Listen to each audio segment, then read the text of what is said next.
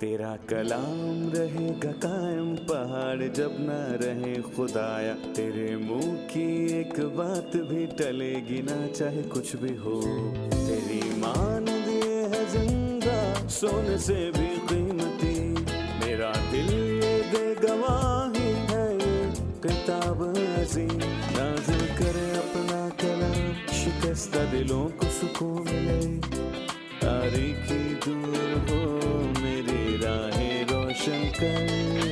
दिल अपना कलाम कसरत से ए खुदा बदल दे, रिहाई दे कसरत से फल मिलाओ। कलाम रहेगा कायम पहाड़ जब न रहे खुदाया, तेरे मुंह की एक बात भी टलेगी ना चाहे कुछ भी हो।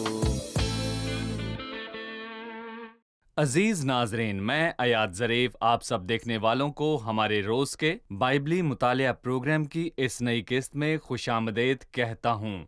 पिछली किस्त में हमने अहबार की किताब का तारुफ पेश किया, जो कि मूसा की लिखी गई 5 किताबों में से लिखी गई तीसरी किताब है। आज हम पहले बाब का मुताला करेंगे, जो कि सुख्तनी कुर्बानी के मुतल्लिक है। और मैं चाहूंगा कि आप अपनी बाइबल मुकद्दस खोलिए और हमारे साथ इस मुताले में शामिल हो जाइए। और अगर आपका कोई सवाल हो तो खुदावंद के फजल से हम इसका जवाब जरूर देंगे। लेकिन सबसे पहले मैं स्टूडियो में मौजूद खुदा के खादिम भाई यूसुफ को खुशामदीद कहूंगा। बहुत शुक्रिया भाई। साथ ही हमारे दीगर मेहमानों को भी खुशामदीद। भाई, इससे पहले कि हम पहले बाब में सुख्तनी कुर्बानी के मुतल्लिक बातचीत करें, आप हमें बाइबल में मौजूद कुर्बानियों के मुतल्लिक एक अमूमी जायजा दें। कुर्बानी की जरूरत ही क्यों है? खुदा ने कुर्बानी चढ़ाने का कानून क्यों बनाया? बाइबल में कुर्बानी के मुतल्लिक तदरीजी मुकाशफा क्या है? कुर्बानी नजर की हुई जिंदगी है और गुनाह की मजदूरी मौत है। हमारे पास 2 रास्ते हैं, उनमें से एक ये है कि मैं कीमत अदा करूं, और अगर मैं करूं भी तो मैं खुदा को जो लामहदूद है उसका हक अदा नहीं कर सकता, तो लिहाजा खुदा का कहर मुझ पर हमेशा कायम रहेगा। खुदा अपनी पाकीज़गी और रास्तबाजी के हमरा मोहब्बत भी है, इसलिए खुदा की पाकीज़गी के आगे कफारा जरूरी था, जो कि खुदा की मोहब्बत से नजर किया गया। और जब आदम ने गुनाह किया तो खुदा ने उसे पहले ही बता दिया था कि जिस दिन तू इसमें से खाएगा सो तू मरेगा, और वो मौत की सजा के लायक था। और खुदा जो आदम ने किया उससे बहुत ज्यादा हैरान था, लेकिन खुदा जो सारे जलाल के लायक है, उसने आदम और उसकी बीवी के लिए चमड़े के कुर्ते बनाए और उनको ढांपा। सो खुदा ने कुर्बानी से चमड़ा हासिल किया, और जब आदम ने गुनाह किया तो इंसाफ के मुताबिक वो नहीं मरा बल्कि एक मुतबादल मरा, और खुदा ने इस मुतबादल के कानून को खुशी से कबूल किया। और फिर पैदाइश के 3 बाब में लिखा है, उसने उसे भी कबूल किया। जैसा कि हम अब्राहम की कहानी में देखते हैं, उसने इसहाक के बदले मेंढे को कुर्बान किया था। सो खुदा अपने फजल से ये सब करने को मजबूर ना था, और ना ही कोई खुदा को मजबूर कर सकता है। उसने इस मुतबादल के कानून को कबूल किया। सो इसहाक के बदले मेंढे को कुर्बान किया गया। खुदा कहता है, भले ही मैंने कुर्बानी में एक मुतबादल को कबूल किया, लेकिन कुर्बानी खुद किसी गुनाह के कफारे को अदा करने की अहलियत नहीं रखती, क्योंकि यह नामुमकिन है कि बैलों और बकरों का खून गुनाह को दूर करे। बल्कि कुर्बानियां मसीह की अक्कासी करती हैं और खुदा के इंसाफ के तमाम तर तकाज़ों को मुकम्मल करने की अहलियत रखती हैं। इसलिए कुर्बानी बतौर मुतबादिल अहम है। जी, कुर्बानी के मुतल्लिक तदरीजी मुकाशफा क्या है? दरअसल बाइबल अजीम किताब है। ये एक नजरिए को पेश करती है और फिर उस पर मुकम्मल मुकाशफा पेश करती है और रोशनी डालती है। मुकाशफा शुरुआत से मुकम्मल है और अब खुदा उस पर नए तरीकों से रोशनी डालता है। मसलन पैदाइश के 3 बाब में हम पढ़ते हैं कि खुदावंद कुर्बानी के मुतबादल के कानून को कबूल करता है। सो आदम के बदले मुतबादल की जान गई। और 4 बाब में हाबिल अपनी भेड़ बकरियों के पैलौठे और उनकी चर्बी का हदिया लाया। गोया खुदावंद का कलाम हमें ये बताता है कि खुदावंद तुम्हारे बदले कमजोर और बेकार को नहीं बल्कि बेहतरीन को कुर्बान करेगा। और जब हम 6, 7 और 8 बाब पर जाते हैं तो हम नूह की कश्ती का जिक्र करते हैं। नापाक जानवरों में से एक एक जोड़ा लिया ताकि जिंदगी को महफूज किया जा सके। लेकिन पाक जानवरों के साथ साथ जोड़े क्यों? ताकि नूह जब कश्ती से बाहर निकले تو وہ خدا کے لیے سوخنی قربانی گزران سکے ان پاک جانوروں سے۔ سو یہ ہماری سمجھ کو نئی روشنی بخشتی ہے کہ وہ بھیڑ بکریوں کے کچھ پہلوٹے اور ان کی چربی کا ہدیہ خدا کے حضور لایا۔ اور پھر 22ویں باب میں ایک بات سامنے آئی کہ قربانی انسان کی جائے گی۔ نہ صرف یہ بلکہ یہ کہ اس کو پیش کرنے والے کا اس سے زبردست اور ایک بہت گہرا تعلق ہے۔ اپنے بیٹے اسحاق کو جو تیرا اکلوتا اور جس سے تجھے پیار ہے لے کر جا اور اس پہاڑ میں سے جو میں تجھے دکھاؤں گا سوختنی قربانی کے طور پر چڑھا۔ یہاں روشنی ڈالی گئی۔ جب ہم خروج میں فسح کے برے کو دیکھتے ہیں تو ہم سمجھ جاتے ہیں۔ ہم احبار کی کتاب میں مختلف قربانیوں کے حوالے سے حیران کن روشنی کو پاتے ہیں، اور یہ کوئی ایک قسم کی نہیں بلکہ مختلف اقسام کی قربانیاں ہیں۔ صحیح۔ جب ہم اس کتاب کو پڑھتے ہیں تو ہم جانیں گے کہ جس قسم کے جانوروں کی قربانی چڑھائی گئی وہ جانور پاک تھے، جی اور پالے جانے والے کو انہیں لانے صحیح۔ کے لیے شکار نہیں کرنا پڑتا تھا۔ جن جانوروں کو قربان کیا جاتا وہ آسانی ملتے تھے۔ کیوں؟ میرا خیال ہے کہ ہم استثنا کی کتاب میں دیکھتے ہیں کہ بائبل اس کلام کے متعلق بتاتی ہے جس کی ہم منادی کرتے ہیں۔ یہ مت کہو کہ آسمان پر کون چڑھے گا یعنی مسیح کے اتر آنے کو، یا گہراؤں میں کون اترے گا یعنی مسیح کو مردوں میں سے جلا کر اوپر لانے کو، اور پھر لکھا ہے کلام تیرے پاس ہے۔ گویا ہم مسیح کے پیچھے بھاگ نہیں سکتے تاکہ اس کی قربانی چڑھائی جا سکے۔ اور کیا انسان یہ تصور کر سکتا ہے کہ خدا اپنے بیٹے کو یہاں بھیجے گا؟ یہ ناممکن ہے۔ در حقیقت یہ سمجھ سے بالا تر ہے، یہ منطق کے برخلاف نہیں، لیکن یہ سمجھ کے اوپر ہے کہ خدا اپنا بیٹا بھیجے، لیکن ایسا ہی ہوا تھا۔ اور جب مقررہ وقت آ گیا تو خدا نے اپنے بیٹے کو بھیجا۔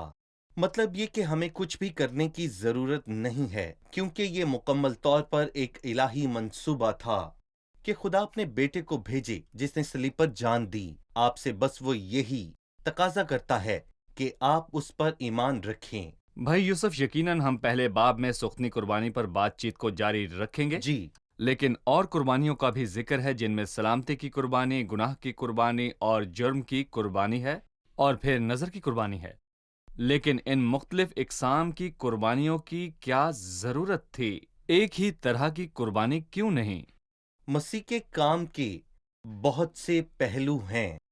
مسیح کسی ایک پہلو سے مکمل ظاہر نہیں ہو سکتا۔ وہ جلال سے بھرا ہوا ہے اور کچھ بھی کرنے کی قدرت رکھتا ہے۔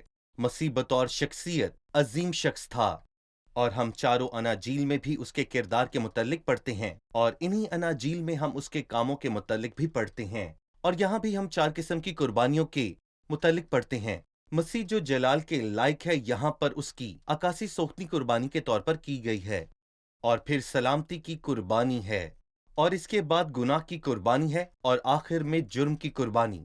کسی نے کہا کہ یہ قربانی میری ضرورت کے مطابق نہیں بلکہ خدا کی شخصیت کو تسکین دینے کے لیے رکھی گئی ہے، جو بہت ضروری ہے۔ صحیح۔ آپ سادہ طرح سے ان چاروں چیزوں کو ہمیں سمجھانے والے ہیں۔ سوختنی قربانی ہے کیا؟ سلامتی، گناہ اور جرم کی قربانی کیا ہے؟ سوختنی قربانی خدا کے جلال کے لیے ہے۔ سو جب خداوند یسوع مسیح نے صلیب پر اپنی جان دی، اس کا ایسا کرنے کی پہلی وجہ میری نجات نہ تھی، لیکن اس کی موت نے مجھے بچایا۔ لیکن اس کی موت کی پہلی وجہ خدا کو جلال دینا یہ خدا تھا۔ کا حصہ تھا۔ خدا کا حصہ وہ پہلے آتا ہے کیونکہ انسان نے خدا کے نام کی تحقیر کی، اور مسیح اس کے اندر مداخلت کرنے کے لیے یہاں آیا تھا، اور مسیح نے زمینی زندگی میں اپنے باپ کو جلال دیا، اور پھر اپنی صلیبی موت کے ذریعے سے بھی۔ لیکن کیسے پتا چلتا ہے کہ مسیح نے خدا کو اپنی موت کے ذریعے جلال دیا تھا؟ سلامتی کی قربانی ایک اور موضوع پر روشنی ڈالتی ہے جو کہ رفاقت کے تعلق کو بحال کرنا ہے، کیونکہ گناہ نے بڑے مسئلے کو جنم دیا۔ اس نے خدا اور انسان کے تعلق کو ختم کر دیا۔ تمہاری بدکاری نے تمہارے اور خداوند کے درمیان جدائی کر دی۔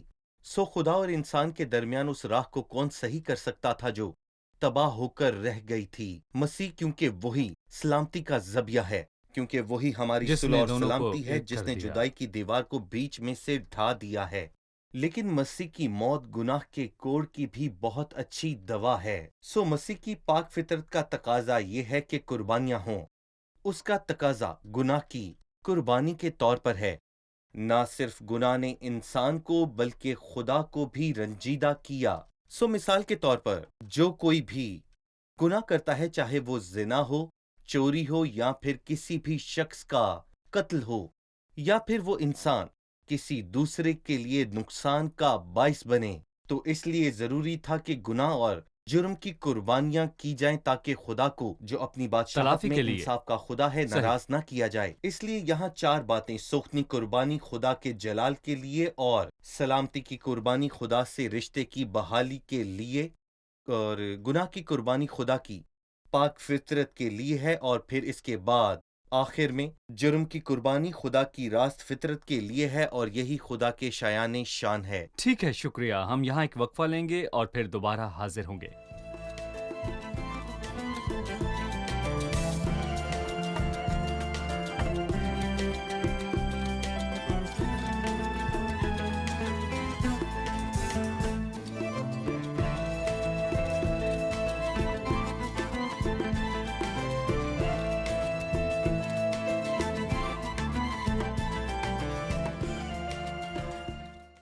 اس پاپ میں ہم دیکھتے ہیں کہ پرندوں، بھیڑوں اور بیلوں کی قربانی دی جاتی ہے۔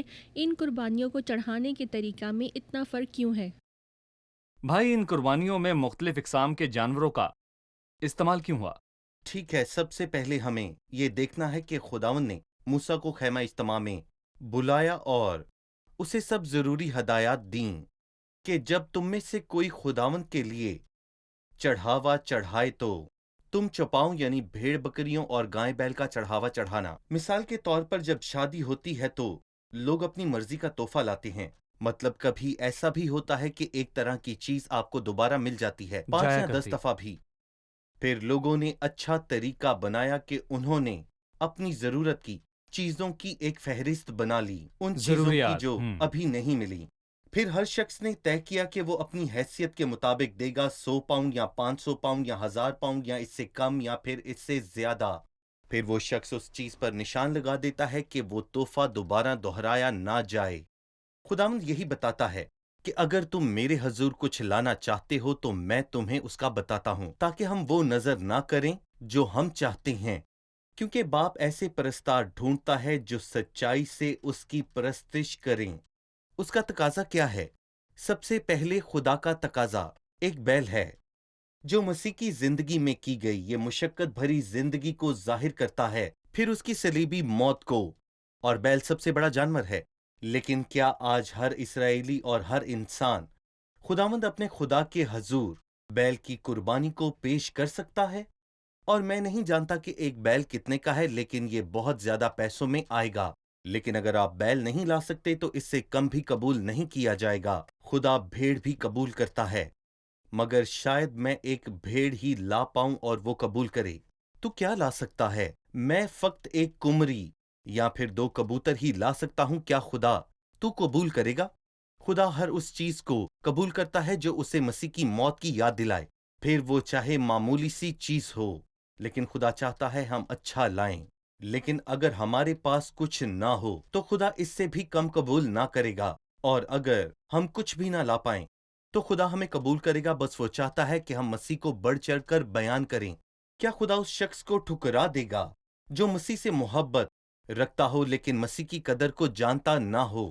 خدا اسے رد کر دے گا۔ ہم اپنے پیارے ناظرین کو یہ سمجھانے کی کوشش کر رہے ہیں کہ پرچھائی اور عکس کے زمانے کے لوگوں سے کیا تقاضے تھے صحیح، پرانے عہد نامے میں، اور بالکل۔ مسیح آیا اور اس میں تمام تر قربانیاں پوری ہوئیں۔ وہ اپنا ہی خون لے کر مذبح کے پاک ترین مقام میں داخل ہوا، اور اس نے اپنی نجات کو محفوظ کیا، اور آج کسی کو قربانی چڑھانے کا نہیں کہا جاتا۔ لیکن اشارتاً کچھ لوگ مسیح کی قدرت کو بہت بڑھ چڑھ کر بیان کیا کرتے ہیں، جبکہ کچھ لوگوں کی مالی حیثیت نہیں بلکہ روحانی حیثیت یہ گوارا نہیں کرتی کہ وہ ایسی بڑی قربانی پیش کریں، کیونکہ خداوند جھوٹی قربانی قبول نہیں اس کرتا۔ تعلیم کے پیچھے کیا تعلیم کے مفہوم پیچھے ہے؟ کا ہم ان مفہوم۔ جانوروں کی اقسام اور درجات کو کیسے سمجھتے ہیں جو کہ سوختی قربانی میں چڑھائے جاتے تھے؟ جیسا کہ آپ نے بتایا، یہ قدر و احترام کا پیمانہ ہے۔ میری بالکل۔ حیثیت کبوتر، بھیڑ یا بیل نظر کرنے کی ہے، اور یہی میرے لیے مسیح کے خدا لیے کے عزت دل ہے۔ کو اس سے خوشی نہیں ملتی کہ ہم مسیح کے کاموں کی قدرت اس سے محبت رکھ کر کریں۔ صحیح۔ یہ غلط ہے۔ شکریہ۔ اب میں کچھ آیات پڑھنا جی چاہوں گا، ضرور۔ اس کے بعد میں آپ سے سوال پوچھوں گا۔ اور خدا نے خیمہ اجتماع میں سے موسیٰ کو بلا کر اس سے کہا، بنی اسرائیل کے لوگوں سے کہہ، جب تم میں سے کوئی خداوند کے لیے چڑھاوا چڑھائے تو تم چوپایوں یعنی گائے بیل اور بھیڑ بکری کا چڑھاوا چڑھانا۔ اگر اس کا چڑھاوا گائے بیل کی سوختنی قربانی ہو تو وہ بے عیب نر لا کر اسے خیمہ اجتماع کے دروازے پر چڑھائے تاکہ وہ خود خداوند کے حضور مقبول ٹھہرے، اور وہ سوختنی قربانی کے جانور کے سر پر اپنا ہاتھ رکھے، تب وہ اس کی طرف سے مقبول ہوگا تاکہ اس کے لیے کفارہ ہو، اور وہ اس بچڑے کو خداوند کے حضور ذبح کرے۔ اور ہارون کے بیٹے جو کاہن ہیں خون کو لا کر اسے مذبح پر گردا گرد چھڑکیں جو خیمہ اجتماع کے دروازے پر ہے۔ تب وہ سوختنی قربانی کے جانور کی کھال کھینچے اور اس کے عضو کو کاٹ کر جدا کرے۔ پھر ہارون کے بیٹے جو کاہن ہیں مذبح پر آگ رکھیں اور آگ پر لکڑیاں ترتیب سے چن دیں، اور ہارون کے بیٹے جو کاہن ہیں اس کے اعضاء کو اور سر اور چربی کو ان لکڑیوں پر جو مذبح کی آگ پر ہوں گی ترتیب سے چن دیں، لیکن وہ اس کی انتڑیوں اور پایوں کو پانی سے دھو لیں۔ تب کاہن سب کو مذبح پر جلائے کہ وہ سوختنی قربانی یعنی خداوند کے لیے راحت انگیز خوشبو کی آتشین قربانی ہو۔ اور اگر اس کا چڑھاوا ریوڑ سے بھیڑ یا بکری کی سوختنی قربانی ہو تو وہ بے عیب نر کو لائے، اور وہ اسے مذبح کی شمالی سمت میں خداوند کے آگے ذبح کرے، اور ہارون کے بیٹے جو کاہن ہیں اس کے خون کو مذبح کے گردا گرد چھڑکیں۔ پھر وہ اس کے عضو کو اور سر اور چربی کو کاٹ کر جدا جدا کریں، اور کاہن ان کو ترتیب سے ان لکڑیوں پر جو مذبح کی آگ پر ہوں گی چن دے، لیکن انتڑیوں اور پایوں کو پانی سے دھو لے۔ تب کاہن سب کو لے کر مذبح پر جلا دے۔ وہ سوختنی قربانی یعنی خداوند کے لیے راحت انگیز خوشبو کی آتشین قربانی ہوگی۔ اور اگر اس کا چڑھاوا پرندوں کی سوختنی قربانی ہو تو کمریوں یا کبوتر کے بچوں کا چڑھاوا چڑھائے، اور کاہن اس کا خون مذبح پر لا کر اس کا سر موڑ ڈالے اور اسے مذبح پر جلا دے، اور اس کا خون مذبح کے پہلو پر گر جانے دے، اور اس کے پوٹے کو آلائش سمیت لے جا کر مذبح کی مشرقی سمت میں راکھ کی جگہ میں ڈال دے، اور وہ اس کے دونوں بازوؤں کو پکڑ کر اسے چیرے پر الگ الگ نہ کرے۔ تب کاہن اسے مذبح پر ان لکڑیوں کے اوپر رکھ کر جو آگ پر ہوں گی جلا دے۔ وہ سوختنی قربانی خداوند کے لیے راحت انگیز خوشبو کی آتشین قربانی ہے۔ بھائی یوسف، اس سے ظاہر ہوتا ہے کہ جیسا ہم نے پہلے کہا کہ مختلف اقسام کے جانوروں کی قربانی کی جاتی رہی، اور ان قربانیوں کے گزرانے جانے کے طریقوں میں بھی فرق ہے۔ اس کی بہت سی تفصیل ملتی ہے کہ ان جانوروں کو کیسے ذبح ہونا چاہیے اور کیسے ان کے ٹکڑے ہونے چاہیے، لہٰذا ان میں چھپے روحانی اسباب پر روشنی ڈالیے کہ ہم ان سے کیا سیکھ سکتے ہیں۔ سب سے پہلے میں آپ کی توجہ اس بات پر دلانا چاہوں گا جو سوختنی قربانی اور نظر کی قربانی اور سلامتی کی قربانی کے ساتھ تو آئی، لیکن گناہ یا جرم کی قربانی کے ساتھ نہیں آئی۔ وہ کون سی قربانی کے بات ہے ساتھ کہ کائن نہیں انہیں آئی۔ آتشی قربانیوں کے طور پر پیش کرے؟ یہ انہیں جلانے سے فرق ہے۔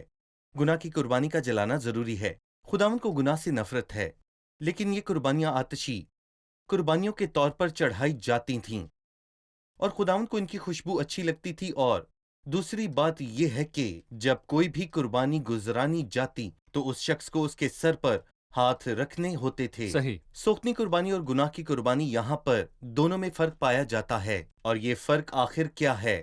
سوختنی قربانی میں جب وہ شخص اپنے ہاتھ اس جانور کے سر پر رکھتا تھا تو اس سوختنی قربانی کی کاملیت اس شخص کو حاصل ہوتی تھی، لیکن جب ایک شخص گناہ کی قربانی کے جانور کے سر پر اپنا ہاتھ رکھتا تھا تو اس شخص کے گناہ اس قربانی میں منتقل ہو جاتے تھے، سارے گناہ بطور متبادل۔ جی، بطور متبادل۔ اور یہاں فرق ہے، جب وہ شخص اپنے ہاتھ اس قربانی پر رکھتا اور اپنے گناہوں کا اقرار کرتا تو وہ گناہ اس میں منتقل ہوتے اور وہ اس قربانی کو جلا دیتے، لیکن جب کوئی سوختنی قربانی گزرانتا کہ وہ خداوند کے حضور مقبول ٹھہرے تو وہ اپنا ہاتھ اس جانور کے سر پر رکھے تاکہ اس سوختنی قربانی کی کاملیت اس انسان کو حاصل ہو۔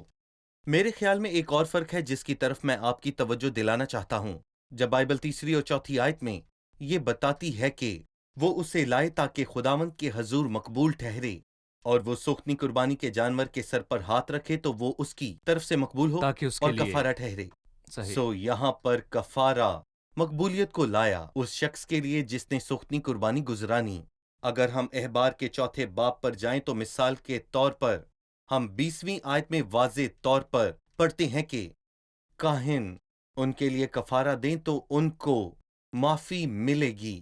لہٰذا دونوں ہی معاملات میں کفارہ ملتا ہے، لیکن سوختنی قربانی میں اور گناہ کی قربانی میں کلام کہتا ہے سوختنی قربانی مقبول ٹھہرے، لیکن گناہ کی قربانی کے تعلق سے کہتا ہے کہ ان کے لیے کفارہ دیا جائے تاکہ معافی ملے۔ میرا خیال ہے کہ گناہ کر کے معافی کا طلبگار ہونا اور گناہ نہ کرنے میں فرق ہے، کیونکہ میں خداوند کے حضور مقبول ہونے کے لیے سوختنی قربانی کرتا ہوں، اور یہی ہمیں حابل کی قربانی کے معاملے میں نظر آتا ہے، جس سے اسے اپنے راست ہونے کا ثبوت حاصل ہوا، اور دراصل اسی چیز کی اشد ضرورت ہونے کے باعث ہمیں مسیح کی سوختنی قربانی ہونے سے فائدہ اٹھانا ہے۔ صحیح۔ پھر ان قربانیوں سے جڑے رسمی طور طریقوں میں یہ بھی ہے کہ وہ بیل کو ذبح کرے اور خون کے مذبح کے گردا گرد چھڑکے۔ کیا ہم مذبح کے گردا گرد خون چھڑکنے سے بھی کوئی تعلیم پا سکتے ہیں؟ یہی بات زندگی کو قربان کرنے کی بات ہے۔ خون بہانے سے زندگی کی قربانی واضح کی گئی ہے، اور خون بہائے بغیر گناہ کی معافی نہیں مل سکتی، اس لیے قربانی کا چڑھایا جانا ضروری تھا۔ لیکن سوختنی قربانی کی کاملیت اسے مکمل طور پر خدا کے حضور لانے میں ہے۔ صحیح۔ یہاں ہم ایک وقفہ لیں گے اور پھر دوبارہ حاضر ہوں گے۔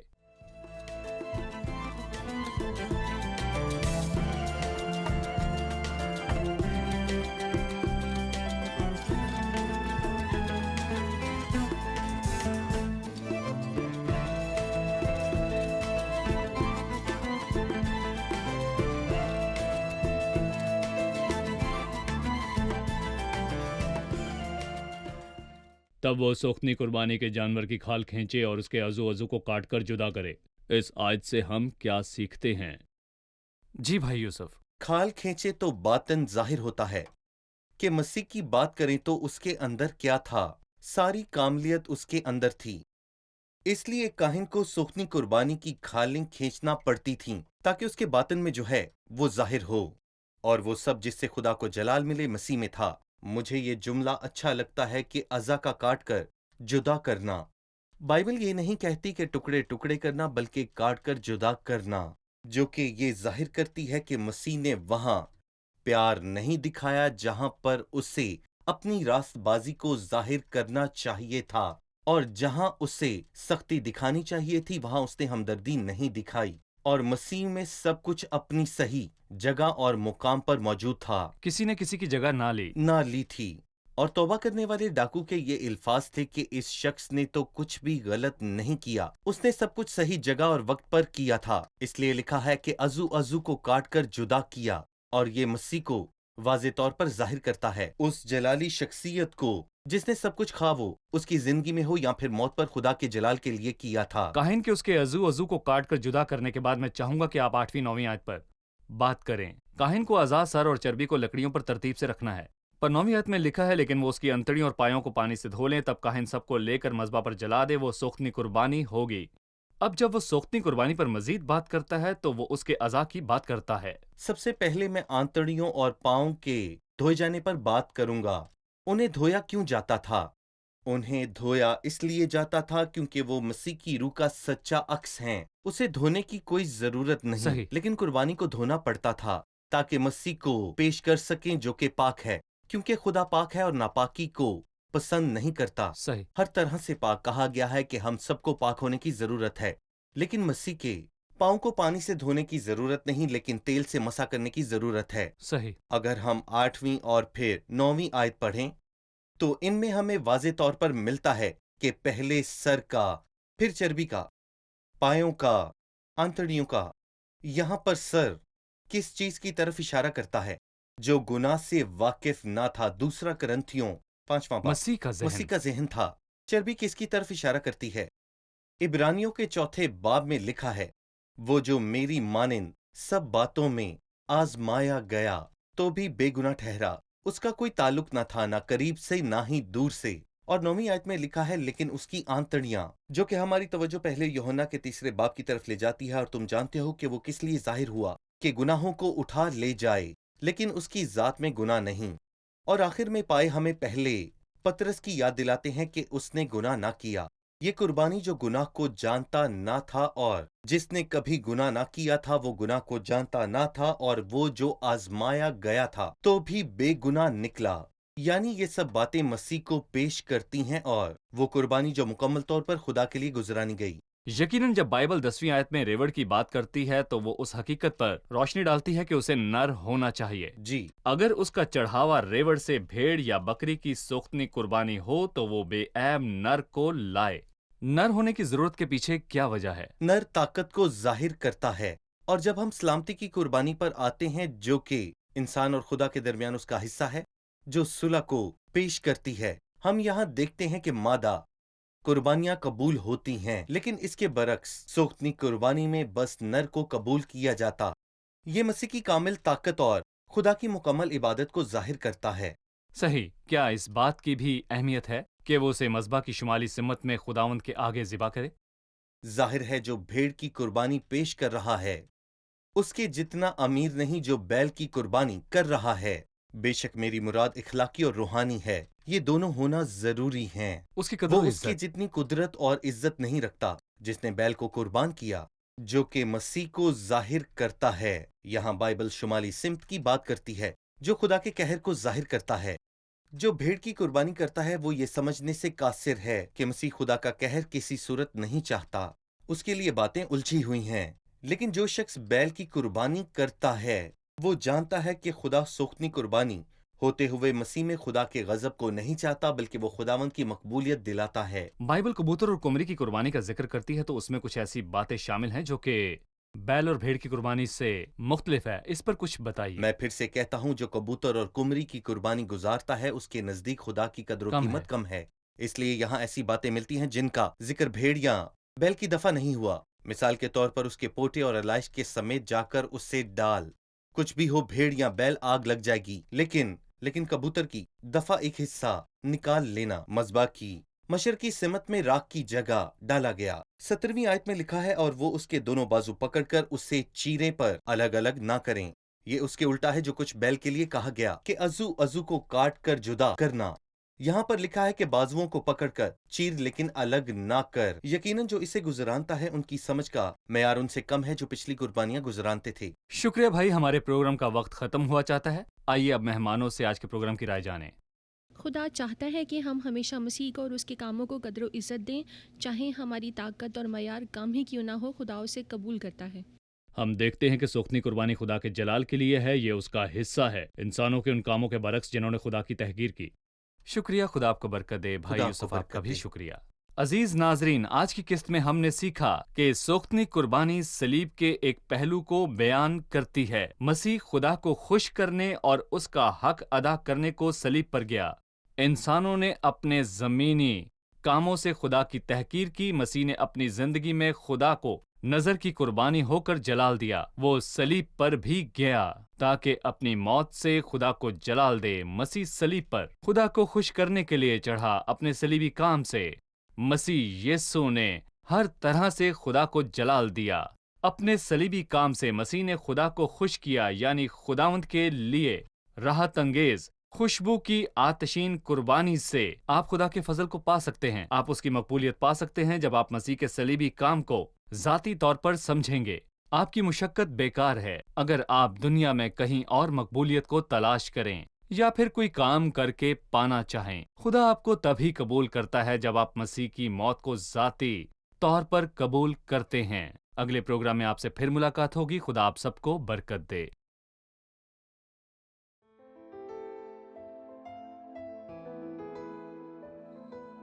تیرا کلام رہے گا قائم، پہاڑ جب نہ رہے خدایا، تیرے منہ کی ایک بات بھی ٹلے گی نہ چاہے کچھ بھی ہو۔